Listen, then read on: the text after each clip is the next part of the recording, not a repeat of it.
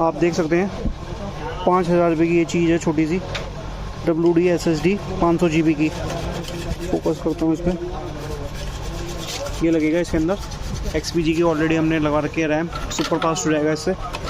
2 HDD हमारे system में भी लगी हुई हैं, लेकिन वो स्पीड नहीं आएगी जो ये स्पीड देगा।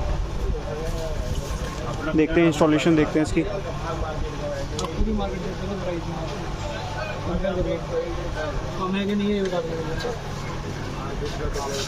साहब रेट बढ़ गया लगवा दो। अरे सर वही तो बात कह रहा हूँ आपको, वो भी तो और 65,000 का भी रेट था इसका बता रहे। अरे सर नहीं, इससे पूछना नहीं, पूछना क्या रेट है आज का, नया रेट पूछना क्या है, मैं तो उससे भी कम दे रहा इसके हूँ। अंदर लॉक सिस्टम है, वैसे स्क्रू से होता है ये, आप देख सकते हैं लॉक हो गया ये।